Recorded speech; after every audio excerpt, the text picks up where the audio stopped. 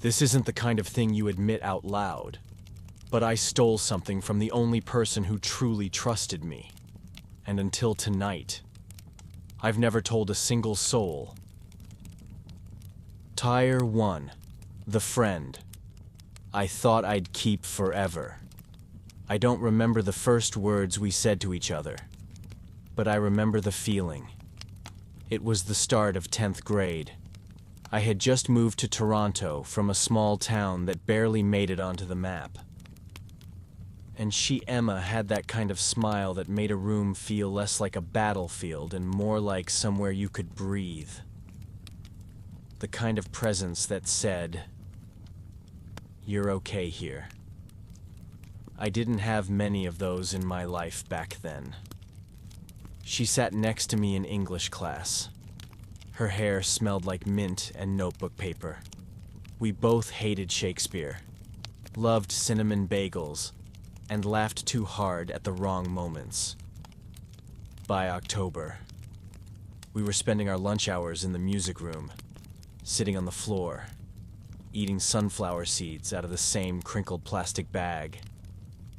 It was easy, effortless. Not the kind of friendship that makes headlines or inspires novels. Just simple. Like we were tuned to the same quiet frequency. I remember one afternoon so clearly it hurts. We were leaving school, and she saw a bee struggling in a puddle. Most people would have walked past it. Emma crouched down, gently lifted it onto her notebook, and whispered, "Come on, little guy. Not today." That was the moment I think I knew this girl was special. The kind of soul you don't meet twice. The kind of person you protect. We didn't call each other best friends. That wasn't our style. But she was always there. In the ways she knew when I needed silence. In the way she'd flick me a sour candy across the hallway when I looked like I'd had enough. In the way we never really said goodbye, just nodded. Like we knew we'd find each other again the next day. And we always did. Until we didn't. The year we turned 16, things shifted. Emma's dad lost his job, and they had to move into a smaller apartment across town. She picked up a weekend job at a secondhand bookstore. A dusty little place on Queen Street where the air always smelled like old paper and forgotten stories. Most kids would have hated it. Emma loved it. She'd tell me about the books like they were people. "This one's bitter but brilliant," she'd say. "This one's soft but forgettable. This one feels like someone who's been waiting for the right hands." I used to go meet her after work sometimes. We'd sit on the curb with 7-Eleven slushies, our legs stretched out like we owned the sidewalk. I'd ask, "Tired?" she'd say, "Always." And then we'd laugh, like we were in on a joke no one else understood. We didn't talk about deep things. Not about her dad's situation. Not about my anxiety. Not about the creeping feeling that we were both slowly breaking down in different ways. We didn't have to. The silence between us was enough. It always had been. There's a photo I still have somewhere. It's us, sitting on a bench in High Park, laughing so hard our faces are blurred. Emma's hand is half covering her mouth like she's trying to trap the moment inside. And I'm looking right at her. Like I knew. Like some part of me already understood that I wouldn't have her forever. I think we all meet someone like that once. Someone who becomes a bookmark in the story of our lives. Not the whole story. Not even the most dramatic chapter. Just a piece of the page we keep returning to when we need to remember who we were. Before everything changed. Emma was my bookmark. My proof that quiet people can save you in the loudest ways. My reminder that sometimes, the best kind of love is the kind you never have to name. And I thought I'd keep her. I really did. I thought people like her didn't just drift away. I thought a friendship like that was immune to damage. But people aren't promises. And even the gentlest bonds can snap under the weight of a single selfish moment. That moment was mine. And that's why I'm telling you this. Tier 2. The day I crossed the line. I didn't mean to steal from her. That's the part I keep telling myself over and over, like a line in a song I wish I could unhear. But the truth is, I did. I made a choice. A quiet, slippery choice that started in my chest, moved to my fingers. And before I even realized what I had done, I had crossed the line. And after that, everything started to taste different. Even silence. It was a Thursday. Late fall. The sky in Toronto had that dull gray tone, like it couldn't decide whether to rain or freeze.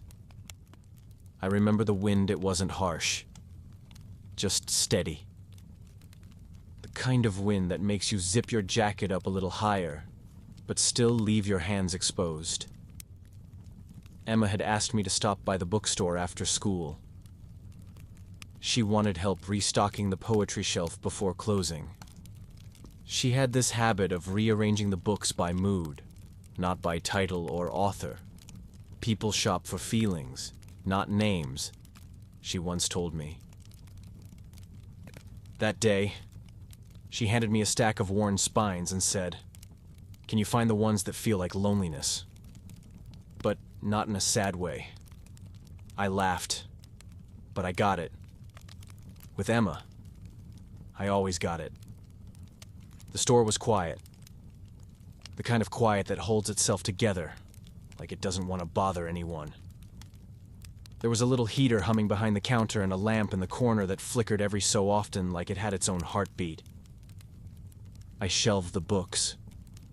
I listened to her hum a song she always claimed she made up. And I thought, honestly, this was one of those days I'd remember as warm. Unremarkable, but warm.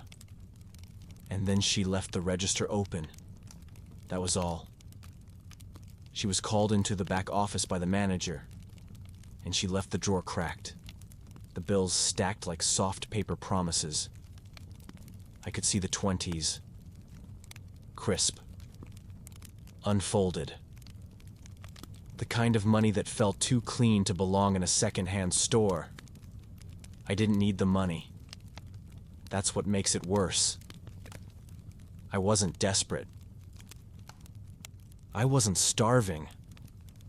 I didn't owe anyone anything.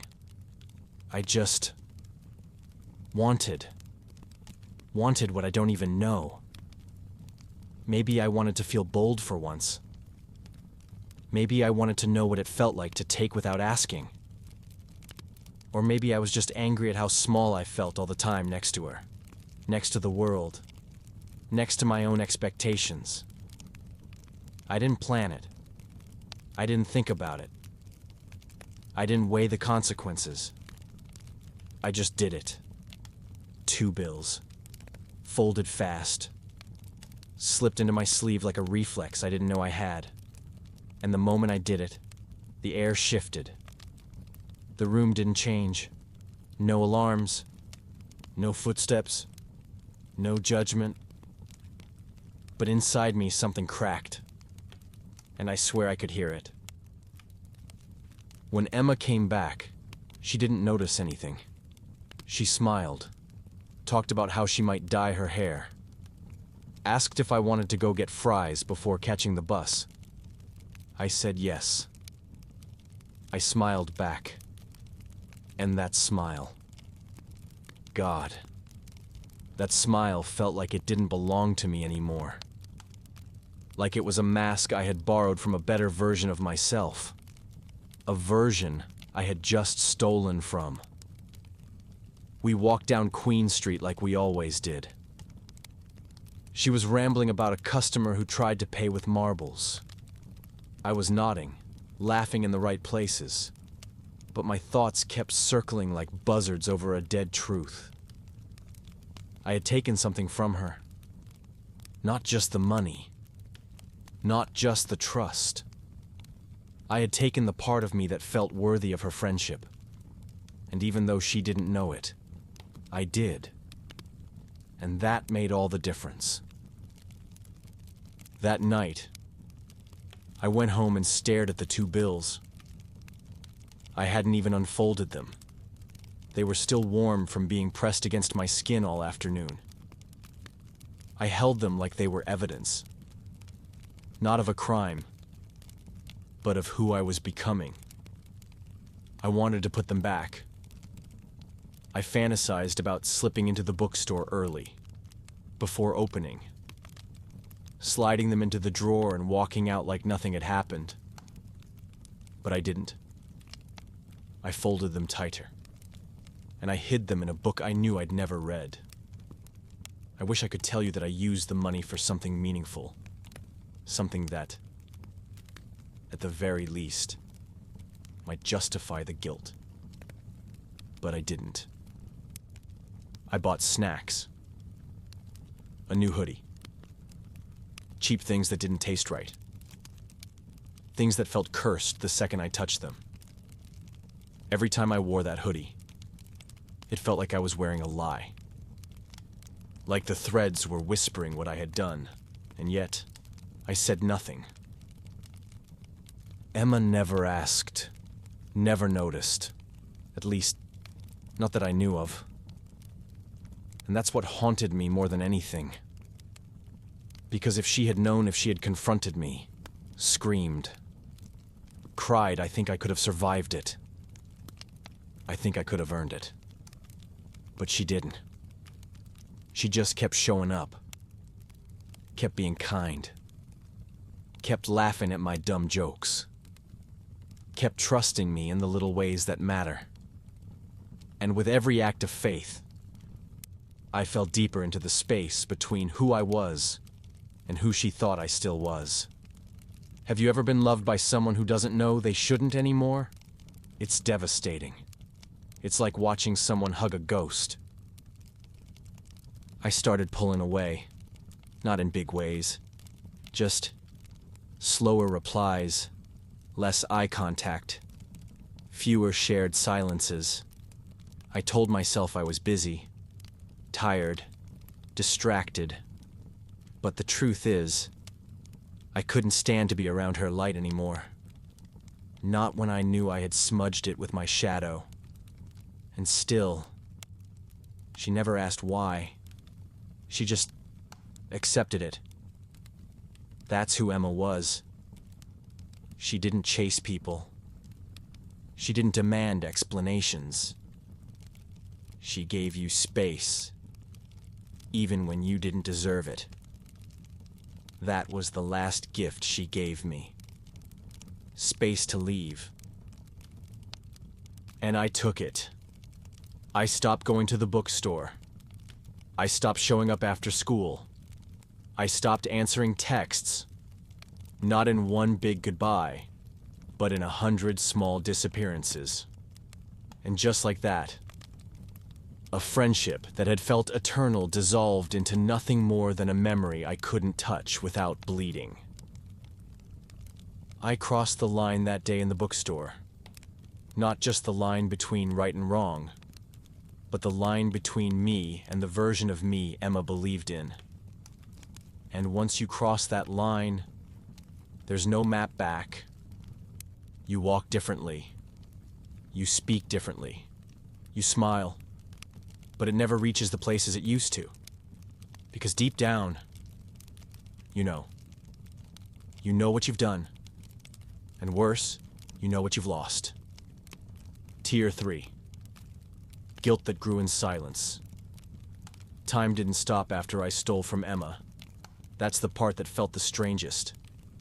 I kept waking up, kept brushing my teeth, kept showing up to class, kept walking past the bookstore without looking in.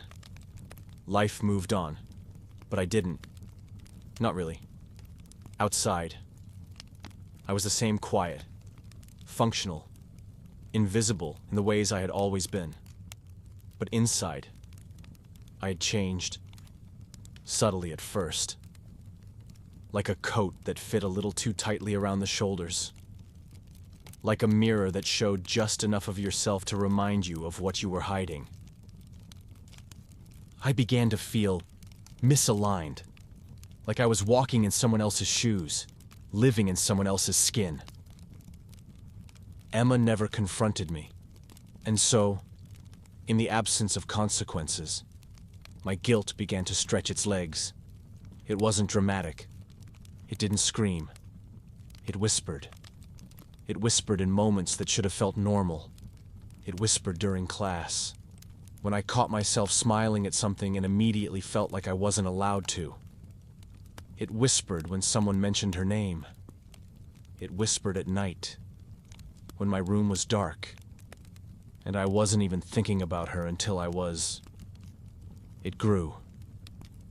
Not because I kept doing bad things, but because I wasn't brave enough to undo the one thing I already had. I started avoiding the places we used to go. Stopped taking the streetcar that passed her bookstore.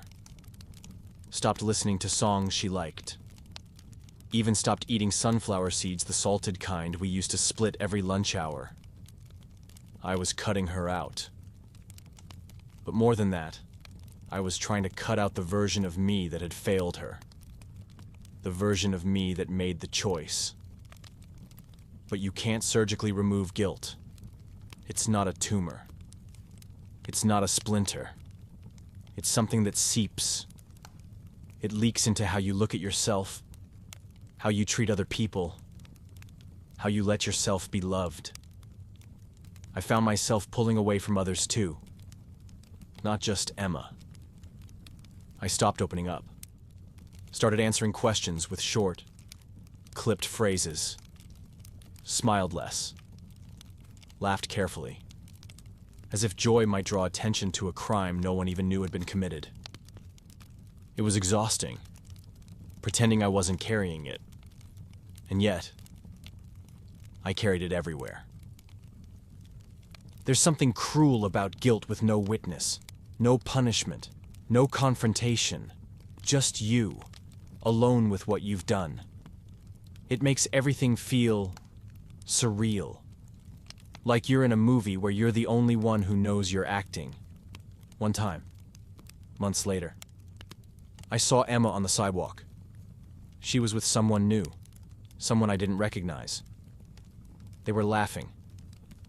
And in that moment, I felt two things. First, relief. That she was okay. That she hadn't needed me after all. That she had moved on. And second, grief. Not because I missed her, but because I knew she had made space in her life for someone else. Because I had made space by vanishing. That's the part no one tells you about guilt. It doesn't just hurt. It rewrites. It rewrites memories. Repaints old moments. Suddenly, that bench we sat on becomes a monument to what I lost. That song she used to hum becomes a siren of what I ruined. That photo of us, it's no longer nostalgic. It's forensic. Evidence. And yet, the world keeps spinning. My classes ended. I graduated. She did too. We never spoke again. No closure. No confrontation. Just silence. And in that silence, guilt became not just a feeling, but a place I lived. I thought time would dull it.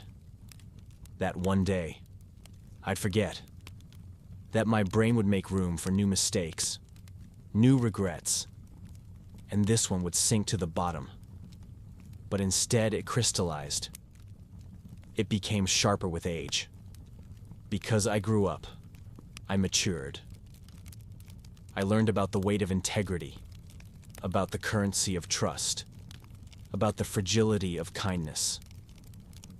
And in learning those things, I only felt worse for the version of myself who hadn't. I saw Emma again. Once. 5 years later. A fluke. A coincidence.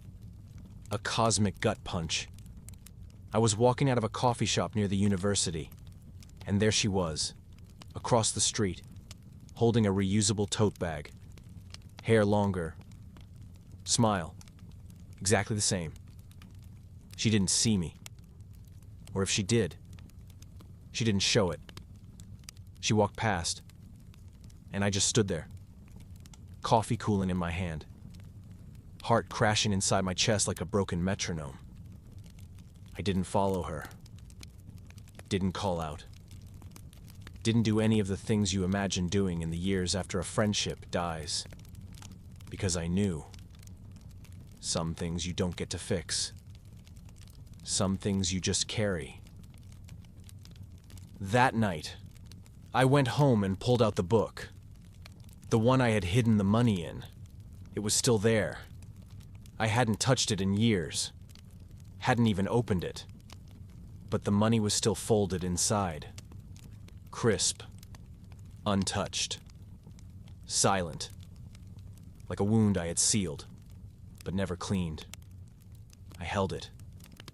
Looked at it. And for the first time, I didn't feel like crying. I just felt tired. Tired of pretending it didn't matter. Tired of waiting for someone else to forgive me when I hadn't even forgiven myself. That was when I realized guilt doesn't go away when time passes. It only begins to move when you decide to carry it differently. So I'm here now, telling you this. Not because I want pity. Not because I think it changes anything. But because there's something strangely sacred about saying the truth out loud, even if it's just into a microphone. Even if no one's listening. And if you are, if somehow you found this quiet confession, and you've made mistakes too, then maybe we're not so different. Maybe you also have a name that you whisper into the dark. A face you haven't seen in years. A memory that tastes like regret. And maybe that's okay. Maybe it means we still care. Still remember. Still wish we could have done it better. Tier 4. She never found out. But I did. Emma never confronted me. Never asked. Never gave me that moment, the one I sometimes fantasized about. Even if it scared me. She never said. I know. Never looked at me like something had changed. Never gave me the satisfaction. Or the punishment. And somehow, that hurt more than anything else. Because I was prepared for the fallout. I was ready to be hated. To be called out. To be cut off with sharp words and heavy silence. What I wasn't ready for was grace. The kind of grace that comes not from someone choosing to forgive you, but from them never knowing they needed to. Emma just lived. She lived as if I had never betrayed her.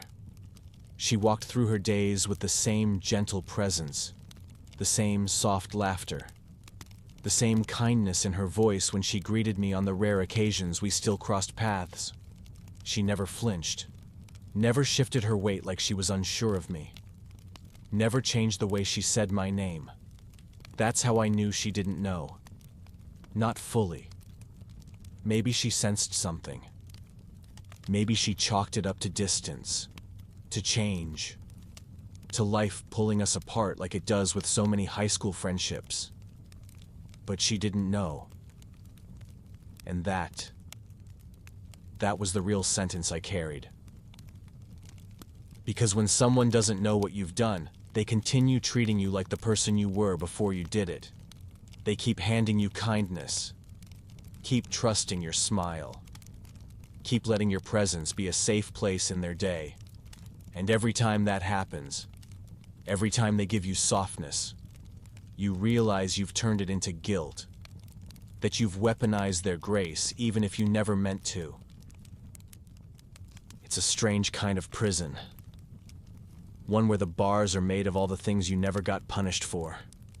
One where the silence isn't empty, it's echoing. I started seeing her everywhere. In strangers on the bus who wore her scent. In books I hadn't touched since the year we stopped speaking. In the way I hesitated every time someone asked me, "Have you ever really hurt someone?" And I always wanted to answer yes. But I couldn't. Because to everyone else, I hadn't.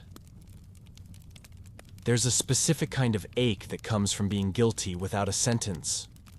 From being haunted by a crime no one believes you committed. And worse, one that no one would ever suspect you capable of.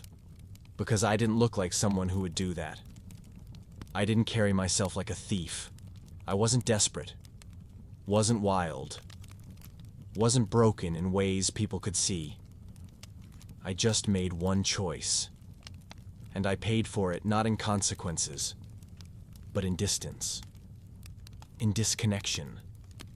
In the slow erosion of who I thought I was. I became someone I didn't fully trust. Someone I second-guessed in small ways. Do I deserve this friendship? This compliment? This good news? I started treating kindness like a debt I couldn't repay. And whenever someone looked at me with genuine care, I flinched, not outwardly, but inside. Like some small part of me wanted to say, "Are you sure I'm worth this?" Because deep down, I wasn't. Not yet. And still, Emma never knew. She carried on, graduated, traveled, moved to Montreal, if I remember correctly. Started volunteering at a local literacy program. I followed from afar. Social media. Friends of friends, but never reached out. Never said, "Hey, I owe you something." Not money. Not time. But truth. Because what would I say? Remember 5 years ago, in that dusty bookstore on Queen Street, when you left the register open and trusted me to be the kind of person you always thought I was. Yeah, I wasn't. That kind of truth doesn't heal. It wounds both sides. And I wasn't ready for that. I wasn't brave enough. So instead, I did what cowards do. I let the truth rot inside me. But rot doesn't mean it disappears. It just becomes part of your bones. You learn to live around it. To build a life where most days, you don't notice the ache. You get jobs, make friends, fall in love. But every now and then you remember. And it's not dramatic. It doesn't knock you over. It's more like you hear her laugh in your memory, and you realize it still stings. Because she never knew what it cost her to love you. Sometimes, I imagine the version of me who didn't do it, who saw the money, felt the impulse, and chose to walk away. I wonder what kind of person he became. Did he stay friends with Emma? Did he show up to her birthday that year? Did he tell her how much she meant to him before it was too late? I don't know. All I know is, I'm not him. And that's the truth I've had to live with. That the person I could have been, I left behind in that store. But here's the thing, even though Emma never found out, I did. I found out who I was, who I could become, and what a single moment of selfishness could cost a soul trying to be good. And if you've ever made a mistake, the kind you didn't get caught for, the kind no one ever punished you for, but the kind you still carry, then you know. You know what it means to wake up and wonder, am I better now, or just quieter? You know what it feels like to whisper apologies into a night that never answers back. You know how silence can echo longer than any scream. So no, she never found out. She never looked at me differently. She never asked what happened. And maybe that was her gift to me. Maybe her not knowing saved me from becoming even worse. Because it meant I had to hold it. Alone. Long enough to realize how heavy it truly was. And now I'm here. Speaking into this quiet space. Telling you the story I never had the courage to tell her. And maybe that's enough. Maybe this is what redemption looks like for some of us. Not forgiveness, but honesty. Not absolution, but the willingness to say I did it. And I wish I hadn't. Tier 5. Why I'm finally telling you this. It's strange how long you can carry something without letting it touch the surface. Years can pass. New people come into your life. You can fall in love. You can get your heart broken. You can laugh at parties and cry in bathrooms and pretend beautifully. Pretend that the past doesn't still whisper to you. But it always does. The past has no shame. It doesn't knock. It just slips in, quiet as breath, and sits beside you when you're tired enough to let your guard down. And tonight, I'm tired. I don't know why this night, specifically, feels different. Why the weight of what I did is louder now than it's ever been. Maybe because I saw someone who looked like her. Same hair, same walk. Or maybe because I passed by a used bookstore and the smell of old pages cracked something open. Or maybe it's just time. Time for me to stop hiding behind silence. Time to stop rehearsing guilt in the dark. And finally, speak. Even if no one's listening. Even if the only ears this reaches are my own. There's something sacred about telling the truth. Not for applause. Not for validation. But for release. Like exhaling after holding your breath for years. That's what this is. This isn't a performance. It's not a redemption arc. It's a confession. Soft. Private. Honest. And long overdue.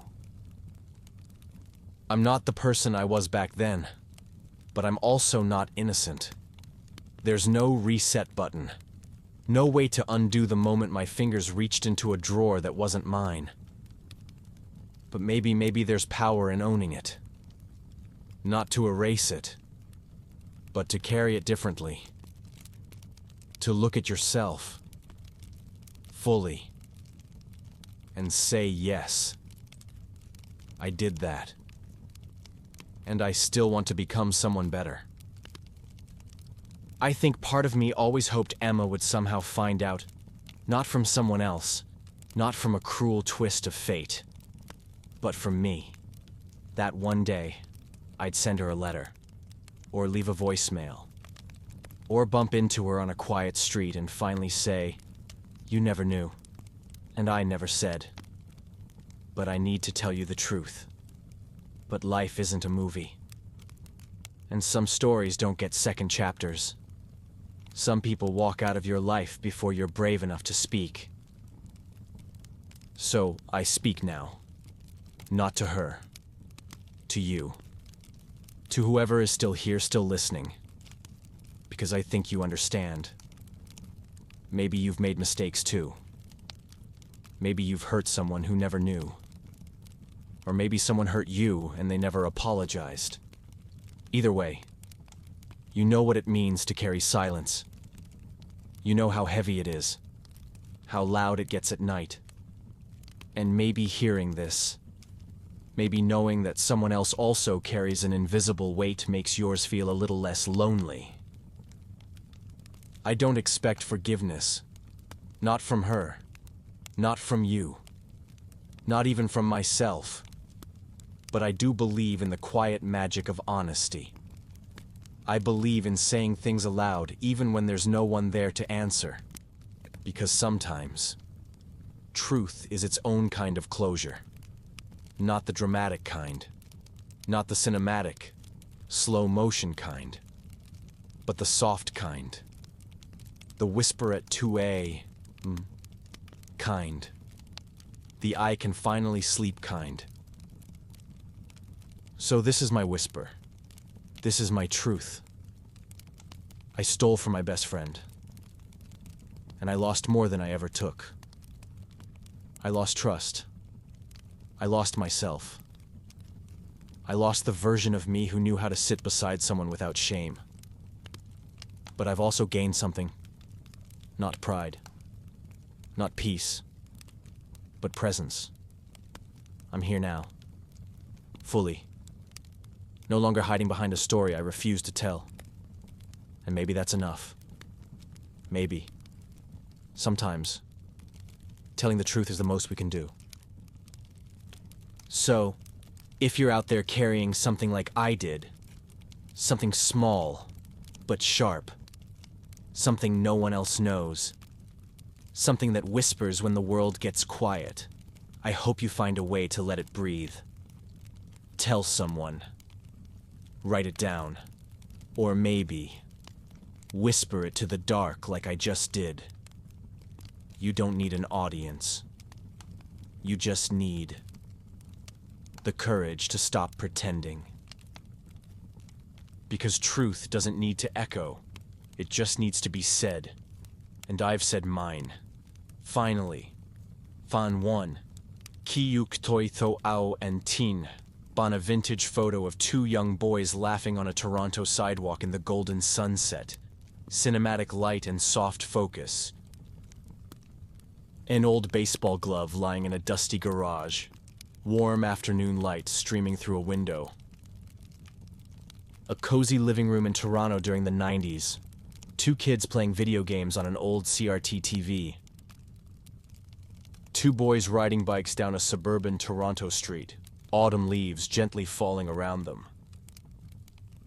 A quiet public library with 2 teenagers sitting side by side, one secretly watching the other. A school locker slightly ajar, with photos and handwritten notes inside, nostalgic and warm. Fan 2, Nyung Nam Trong Than Van Yem Tin. 2 young adults sitting on a rooftop at dusk overlooking Toronto skyline, soft melancholy. A dimly lit local bookstore interior with cash register and warm lights. A hand offering a coffee cup with gentle smile, set inside a cozy Toronto cafe. A shared workspace table with laptop, old receipts, and a friendship bracelet lying beside it. A small Toronto apartment hallway with shoes by the door and a light left on. A night drive through the rainy streets of Toronto. Blurry city lights and windshield reflections. Fan 3, Sufan Boy Dien Ra, a stack of money half hidden in a desk drawer. Dramatic lighting with soft shadows. A hand holding an envelope behind someone's back. Cinematic tension. Warm tones. A conflicted face in the mirror. Eyes filled with guilt. Dim yellow bathroom lighting. A phone lock screen showing a best friend's name. Thumb hesitating before opening messages. A lonely figure standing under a street lamp in the fog. Urban Toronto backdrop. A tear-streaked journal page with scribbled words I didn't mean to. Top-down angle. Fan 4, Hoi Han Va Trong Trai. A dim bedroom corner with a bed untouched. Open curtain, letting in soft dawn light. A hand reaching out to an empty chair across a dining table. Feeling of absence. A Toronto alleyway at dusk. Footsteps in snow fading. A fireplace with an old photograph of 2 smiling friends above the mantel. Blurred foreground. An overhead shot of a person curled up on the couch with a blanket, holding an unopened letter. A darkened living room, one lamp on, and a single coffee mug left out. Cinematic solitude. Fan 5, Thugyan, Chua Lan Vamong Wak Juak Thathu, a handwritten apology letter on old paper, next to a burning candle on a desk. Sunlight filtering through sheer curtains onto a wooden floor, peaceful morning atmosphere. A bench overlooking Lake Ontario at sunrise. One figure sitting alone in quiet reflection. A gentle hand placing a photograph back into an album, a moment of closure. A candlelit room with soft pillows and open journal, healing ambiance. A warm close-up of a soft smile returning after tears. Cinematic healing and inner peace.